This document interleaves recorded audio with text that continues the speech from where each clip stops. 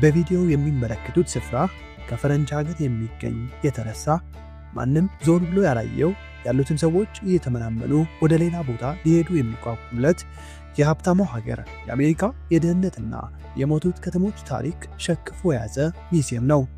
እኚህ ከተሞች በአሜሪካ ታዋቂ ግዛት ፍሎሪዳ የሚገኙ ከፊታቸውም የመጥፋት አደጋ የተጋረጠባቸው ድህነት ስር የሰደደባቸው ሰዎች ለጉድ የተመናመኑባቸው ቦታዎች ናቸው። ፍሎሪዳ አሜሪካ ውስጥ በርካታ ሙት ከተሞችን ከያዙ የሀገሪቱ ግዛቶች አንዷ ስትሆን አንዳንዶቹ ከተሞቿ በጣት የሚቆጠሩ ነዋሪዎች ብቻ በመያዝ ብቸኝነት የተጋረጠባቸው ከሆኑ ሰነባብተዋል። ይህንን ስንሎት መቼስ እንዴት ተደርጎ የማለቱ ጉዳይ አያጠራጥርም። እንዴት የኦርላንዶ ዲዝኒ ወርልድ ድብቅ መብራቶች፣ የማያሚ ልብ አድራሽ ዘመናዊ የባህር ዳርቻዎች አሊያ ደግሞ የፓልም ቢች የቅንጦት መኖሪያ ቤቶች ባሉበት የደመቀችው ፍሎሪዳ ሊገኙ ቻሉ? ውስጡ ላይ የሚፈጠር ዋና ጥያቄ ነው። አዎ ይህ ከነዚያ ገናናና አንጸባራቂ የቱሪስት መስህቦች በስተጀርባ ከካርታው ላይ ተረስቶ የሚገኝ ያልተወራለት ስፍራ ነው። በዛሬው የማራኪ ጉዟችንም ወደዚህ ወደ የተረሳው የመካከለኛው ፍሎሪዳ ጉዞ በማድረግ ጥቂት ሰዎች ብቻ የሚኖሩባቸው ምንም አይነት የምግብ መደብር ወይም ደግሞ ግሮሰሪ ስቶር በሌለባቸው ነገር ግን የአሜሪካን የ90 ከመቶ የክረምት ቲማቲም በሚያመርቱ የሙት ከተሞች ውስጥ ያለውን ምስጢር ሲያልፍም በ21ኛው ክፍለ ዘመን የአሜሪካ እምብርት ውስጥ የሚካሄደውን ዘመናዊ የባርነት ብዝበዛ ብሎም በሌሊት ቤተሰቦችን የሚበትነውን አስፈሪውን የአይስ የኢሚግሬሽን ወረራን ከዛው ከፍሎሪዳ ተጉዘን እንቃኛለን። ከምንም በላይ ግን በእርስዎ የምግብ ጠረጴዛ ላይ ከሚቀርበው ጣፋጭ ምግብ በስተጀርባ ያለውን መራራና ደም አዘል እውነትንም እንገልጣለን።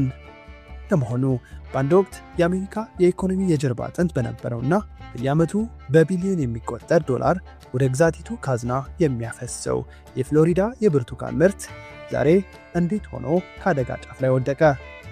ይህ መላውን ግዛት እያናወጠ ያለው ውድቀትስ ከጀርባው የያዘው ምስጢር ምንድን ነው?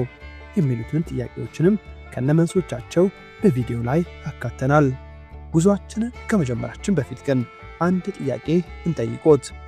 አንድ ሰው በሕገወጥ መንገድ አንድ ሀገር ቢገባና ከአንድ ቦታ ተጠግቶ ሥራ ቢጀምር ያለምንም ርኅራኄ ጉልበቱ ሊበዘበዝና እንደ አውሬ ሊታደን ይገባዋል ወይስ ሰብአዊነቱ ተከብሮ የላቡ ዋጋ ተሰጥቶት ሊኖር ይገባል? ብዙዎች በዚህ ጉዳይ የተለያየ ሐሳብ ይሰጣሉ። የእርሶስ ምላሽ ምንድን ነው? መልሶን በኮሜንት ላይ ያጋሩን። ፕላኔታችን አስደናቂ ናት። በዚህ ቻናልም ወደ ሁሉም ሀገሮች እየተጓዘን እያንዳንዱ ሀገር ምን ልዩ እንደሚያደርገው እንዳስሳለን።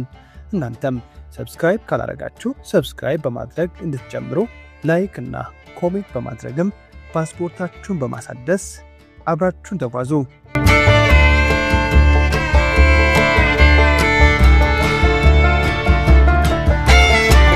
ፍሎሪዳ በደቡብ ምስራቅ ዩናይትድ ስቴትስ የምትገኝ ግዛት ስትሆን 23 ሚሊዮን አካባቢ የህዝብ ብዛት ያላት፣ በህዝብ ብዛት ከካሊፎርኒያና ከቴክሳስ በመቀጠል የሀገሪቱ ሶስተኛዋ ግዙፍ ግዛት ናት። ዘ ሰንሻይን ስቴት በመባል የምትታወቀው ፍሎሪዳ 170,000 ኪሎ ሜትር ስኩዌር ስፋት ያላት ሲሆን በሞቃታማ የአየር ንብረትና ረዥምና ውብ የባህር ዳርቻዎቿ ትታወቃለች። የግዛቱ አጠቃላይ የሀገር ውስጥ ምርት ወይም ጂዲፒ ከ1.5 ትሪሊዮን ዶላር በላይ ሲሆን ይህም ፍሎሪዳ ሀገር ብትሆን በዓለም ላይ ካሉ ትላልቅ ኢኮኖሚዎች አንዷ ያደርጋት ነበር። ፍሎሪዳ በቱሪዝም፣ በግብርና በተለይም በብርቱካን ምርት እንዲሁም በጠፈር ምርምር ትታወቃለች። እንደ ዋልት ዲዝኒ ወርልድ ያሉ የዓለም ታዋቂ የመዝናኛ ፓርኮችና የኬኔዲ ስፔስ ሴንተር መገኛም ናት። በተጨማሪም በምሽት ሕይወቷና በአዳልት መዝናኛዎቿ የምትታወቀው ማያሚ እንዲሁም ልዩ የተፈጥሮ ሀብት የሆነው ኤቨርግሌድስ በዚች ግዛት ውስጥ የሚገኙ ናቸው።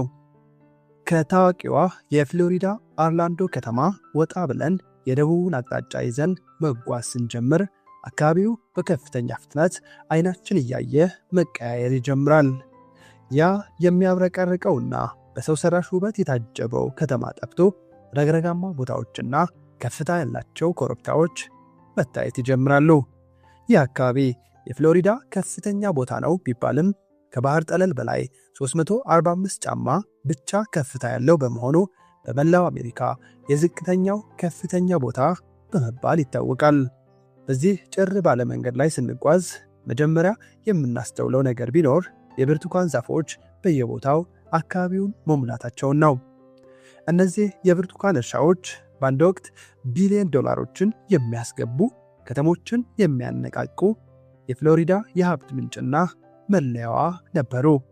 ፍሎሪዳም በይፋዊ የሰሌዳ ቁጥሯ ላይ 2 ብርቱካን ያስቀመጠችው በዚህ ምክንያት ነው። ነገር ግን ከብርቱካኑ እንቋደስ ብለው ቀርበው ከተመለከቷቸው እነዚህ ዛፎች እንደ ቀድሞ ጤናማና ለምለም ሆነው አያገኟቸውም።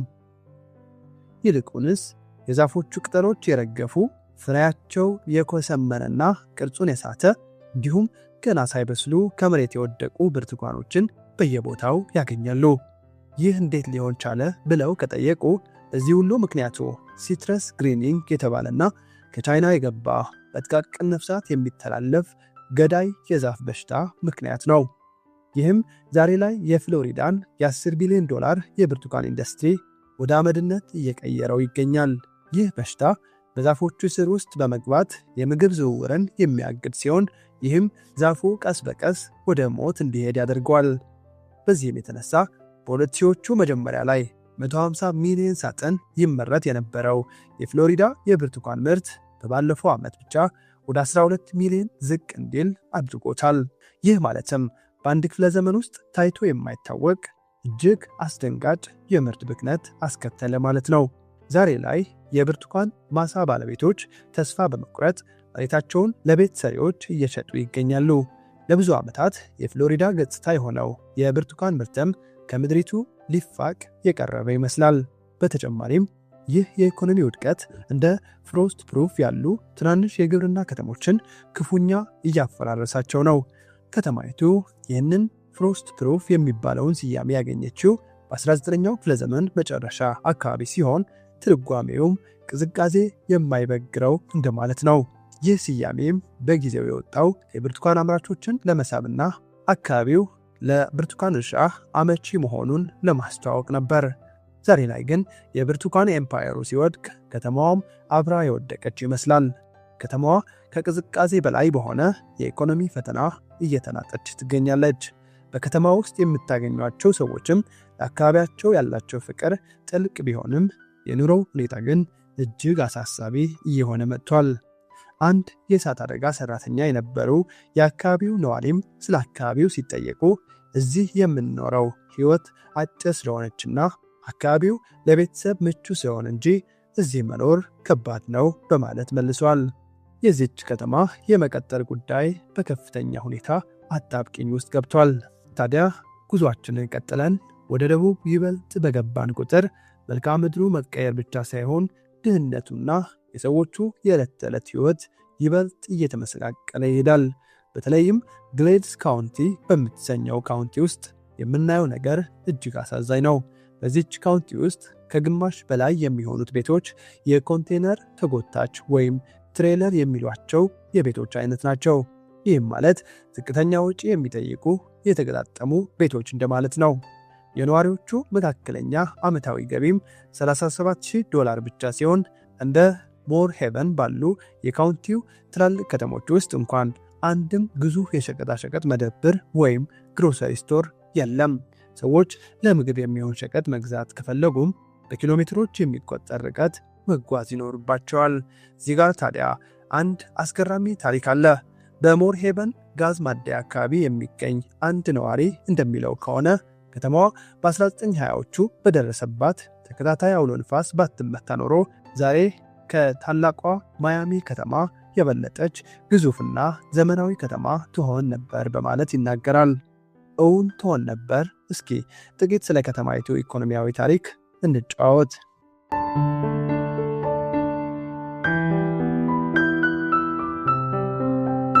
የግሌድስ ካውንቲና የሞር ሄቨን የቀድሞ የኢኮኖሚ ታሪክ በከፍተኛ ተስፋና በታላቅ የንግድ እንቅስቃሴ የተሞላ ነበር።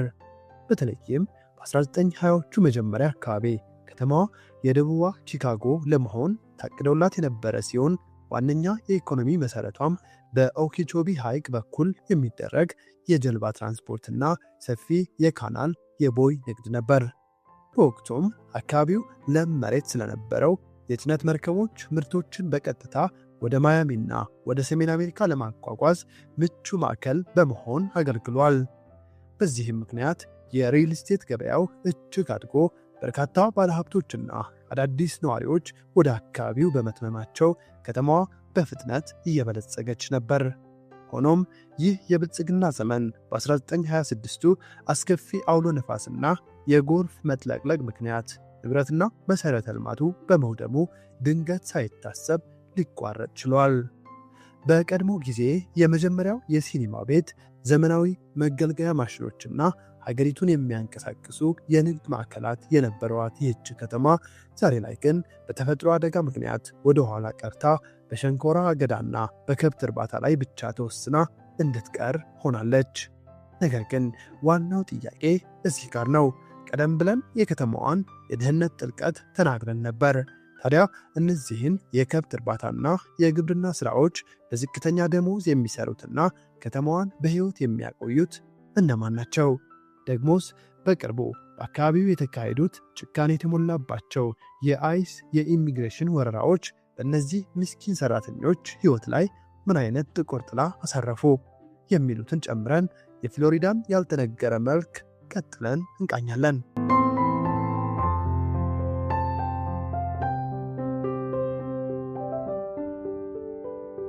የዚህን ጭቆና እውነትነት እናረጋግጥ ዘንድ ይበልጥ ወደ ደቡብ ክፍል ስንገባ የፍሎሪዳው ኤቨርግሌድስ ረግረጋማ ቦታዎችን እናገኛለን። እዚህ ጋር ስንደርስ መልክዓ ምድሩ ሙሉ በሙሉ ይቀየራል። በየቦታው የሚያዩት ነገር ቢኖር በሺዎች የሚቆጠሩ ከብቶችና ማለቂያ የሌለው የሸንኮራ አገዳ ማሳዎችን ነው። ይህን ቦታም የተረሳው ፍሎሪዳ እምብርት ነው ማለት እንችላለን። ነገር ግን እዚህ ጋር አንድ ልብን ሰቅዞ የሚይዝ ታሪክ አለ። በእነዚህ ለምለም በሚመስሉ ማሳዎች ውስጥ የሚሰሩ ሰዎች ዛሬ ላይ በከፍተኛ ፍርሃት ውስጥ ሆነው ነው ስራቸውን የሚሰሩት። ለምን ካሉ መልሱም በአይስ ወይም በኢሚግሬሽን ተቋም ውስጥ ተደብቆ ይገኛል።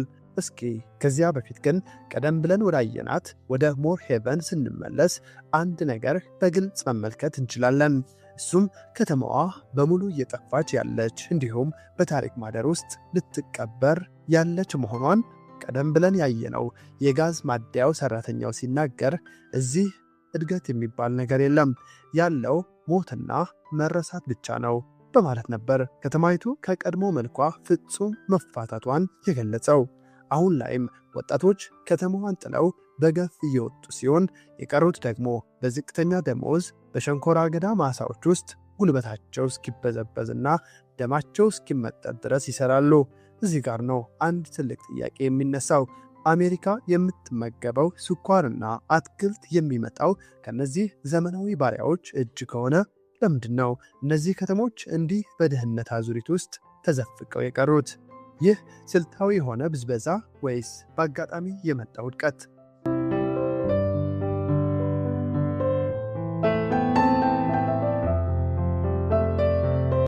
ጉዟችንን ቀጥለን ወደ ፍሎሪዳ እጅግ ድሃ ከተማ ወደ ሆነችው ኢሞካሊ አመራን። ኢሞካሊ ማለት የእርሶ መኖሪያ ማለት ቢሆንም ለነዋሪዎች ግን የተገላቢጦሽ መኖሪያ ሳይሆን መሞቻ ስፍራ ሆናለች። ከተማዋም የአሜሪካ የቲማቲም ምርቶች ዋና ከተማ ወይም ቶሜቶ ካፒታል በመባል የምትታወቅ ሲሆን በመላው አሜሪካ በክረምት ወራት ከሚመረተው የቲማቲም ምርት 90 ከመቶ የሚመጣው ከዚሁ በበረሃ ዳርቻ ከምትገኝ ከተማ ነው። ነገር ግን ከዚህ ከተትረፈረፈ ምርት በስተጀርባ ያለው ምስጢር እጅግ ያሳዝናል። ሰራተኞች 32 ፓውንድ ወይም 14 ኪሎ የሚመዝን አንድ ግዙፍ ባልዲ ቲማቲም ለቅመው የሚያገኙት 50 ሳንቲም ብቻ ነው። አስቡት እንግዲህ ይህ ጭካኔ የተሞላበትና አሳፋሪ ብዝበዛ በ21ኛው ክፍለ ዘመን በአሜሪካ እምብርት ውስጥ ዓለም አይኑ እያየ የአደባባይ ምስጢር ሆኖ እየተከናወነ ይገኛል። ይህ ክፍያ ለብዙ አስርት ዓመታት አንዳች ሳይጨምር መቆየቱ ደግሞ ነገሩን ይበልጥ አሰቃቂ ያደርገዋል። ነገሩ ግን በዚህ ብቻ አያበቃም። በኢሞካሊ ጎዳናዎች ላይ ስንጓዝ ድባቡ እጅግ የከበደና በጥርጣሬ የተሞላ ነው። ሰዎች ካሜራ ሲያዩ በፍርሃት ይሸሻሉ። አይናቸውን መሬት በማድረግ ለመሸሽ ይሞክራሉ። አይስ እዚህ መጥቶ ነበር ብለው ጋዜጠኞች የጠየቋቸው ጊዜ ደግሞ ፊታቸው በድንጋጤ ተውጦ በፍርሃት ሲንቀጠቀጡ እንመለከታለን። ለዚህም ምክንያት የሆኑት በቅርቡ የተካሄዱት መላውን ማህበረሰብ ያናወጡ ወረራዎች ቤተሰቦችን ባልታሰበ ሁኔታ በትነዋል። በሌሊት በጭንብል የተሸፈኑ የአይስ ፖሊሶች ባልታሰበ ሰዓት በመምጣት ስደተኛ አባቶችን ከልጆቻቸው እናቶችንም ከቤታቸው በኃይል ነጥቀው ሲወስዱ ተስተውለዋል። ይህ የሰብአዊ መብት ጥሰት የሚመስለው እርምጃም በከተማዋ ኢኮኖሚ ላይ ያጠላው ጥቁር መጋረጃ በግልጽ ይታያል። ጥሩ ሰራተኞችን በሙሉ እየቀጠፉብን ነው ትላለች አንዲት ነዋሪ በምሬት ውስጥ ሆና። ትራምፕ ስልጣን ላይ ከመጣ ጀምሮ ከተማዋን በሕይወት የሚያቆዩት ሰዎች ሁሉ ወደ ሞት እየተገፉ ነው ስትል የፖለቲካው ውሳኔ በሰዎች ሕይወት ላይ እያደረሰ ያለውን ከባድና የማይሻር ጠባሳ ትገልጻለች። ይህ በኢሞካሊ የሚታየው ዘመናዊ የባርነት ሥርዓት እጅግ አስደንጋጭና ልብ ሰባሪ ነው። ከጥቂት ዓመታት በፊት ሰራተኞች በጭነት መኪና ውስጥ ተቆልፎባቸው ያለ በቂ ምግብና ውሃ በጠመንጃ አፈሙዝ እንዲሰሩ ይገደዱ ነበር። ዛሬም ቢሆን የኢኮኖሚ ብዝበዛው አላበቃም። ሰራተኞች በአንዲት ጠባብ ክፍል ውስጥ እስከ 10 ሆነው እየታጎሩ ከዛች ከሚያገኟት ጥቂት ገቢ ላይም ለቤት ኪራይ እየተባሉ ይበዘበዛሉ። እነዚህ ሰዎች በስቃይና በደም የሚያመርቱት ቲማቲም የብዙሃኑ አሜሪካውያን የዕለት ተዕለት ምግብ አካል ሆኖ ይቀጥላል። የአሜሪካ መንግስት ይህንን ግልጽ ግፍ እያወቀ ለምን ዝምታን መረጠ? ከጀርባውስ ያለው የፖለቲካና የንግድ ትስስር ምንድን ነው? ይህን ቀጥለን እንመለከተዋለን። ከዚያ በፊት ግን በከተማዋ የሚገኝ አንድ ወጣት ስለ ጭቆናው አስከፊነት የተናገረውን እናካፍሎ። አባቱ በእነዚህ ማሳዎች ውስጥ በስቃይ ቢሰራም ልጁ ግን የአባቱን ህልም ያሳካ ዘንድ በብዙ ይታገላል። ይሁን እንጂ ጭንብል የለበሱ የኢሚግሬሽን ፖሊሶች ወይም አይስ ሰዎችን እንደ አውሬ እያደኑ ሲወስዱ መመልከቱ የነገ ተስፋውን ጨልሞ እንዲጠብቅ እንዳደረገውና ነገ መኖሩን እንኳን ባላረጋገጠበት ማለምን ማሰብ እጅግ ከባድ እንደሚሆንም ተናግሯል። ታዲያ ይህ ሁሉ ግፍና በደል እየታወቀ አሜሪካ ለምን ዝምታን መረጠች ለሚለው ጥያቄ ምላሹ በገንዘብና በፖለቲካዊ ጥቅም ድር የተተበተበ ነው። ነገሩም ከጀርባ ያለው እውነት የኮርፖሬት ትርፍን ከሰው ልጅ ሰብአዊነት በላይ ያስቀደመው ስልታዊ አካሄድ ነው። መንግስትና ግዙፍ የግብርና ኩባንያዎች እነዚህን ስደተኛ ሰራተኞች በህጋዊ መንገድ ቢቀበሏቸው ኑሮ ዝቅተኛውን የደሞዝ ክፍያ ወይም ሚኒማም ዌጅ እንዲሁም የጤና ዋስትናን ጨምሮ በርካታ መብቶችን ማክበር ይኖርባቸው ነበር። ይህ ደግሞ ለቢሊዮን ዶላር ኩባንያዎች ትርፍ መቀነስ እንደማለት ነው። ስለዚህም ሰራተኞቹን ህገወጥ በሚል ጥላ ስር በማቆየት እንደፈለጉ እንዲበዘብዟቸው፣ መብታቸውን እንዳይጠይቁ፣ በፍርሃት እንዲኖሩና በትንሽ ሳንቲም እንዲሰሩ ምቹ ሁኔታን ይፈጥራል። ባጭሩ የኢሞካሊ ደምና ላብ የአሜሪካን የራት ጠረጴዛ ረከስ ባለ ዋጋ እንዲሞላ የተደረገ የአደባባይ ምስጢር ብንል ማጋነን አይደለም። ጉዟችንን ስንጠቀልል ከኦርላንዶ አንጸባራቂ መብራቶች ጀርባ ያለው የተረሳው የመካከለኛው ፍሎሪዳ አንድ ትልቅ እውነትን ያስገነዝበናል። አሜሪካ ውስጥ ከሚቀርበው እያንዳንዱ ጣፋጭ ፍሬ በስተጀርባ ምናልባትም መራራ የሆኑ የሰዎች ሕይወት ታሪኮች አሉ። በኢሞካሊ ጭንብል በለበሱ ሰዎች የሚታደኑት ምስኪኖች ለዚህ እንደ ምሳሌ ከሚነሱት መካከል ናቸው። እውን ይህን ሲሰሙ ምን ተሰማዎት? መልሱን በኮሜንት ያስቀምጡልን። ሆኖም ቀረ ግን እውነታው አንድ ነው። እነዚህ የሞት ከተሞችና ዘመናዊ ባሪያዎች ባይኖሩ ኖሮ ይቺ የምናውቃት አሜሪካ ይህን አይነት መልክ አይኖራትም ነበር ስንል የዛሬን በዚህ ያበቃን። በቀጣይ በሌላ ኤፒሶድ እስክንገናኝ ድረስ ደህና ሁኑ።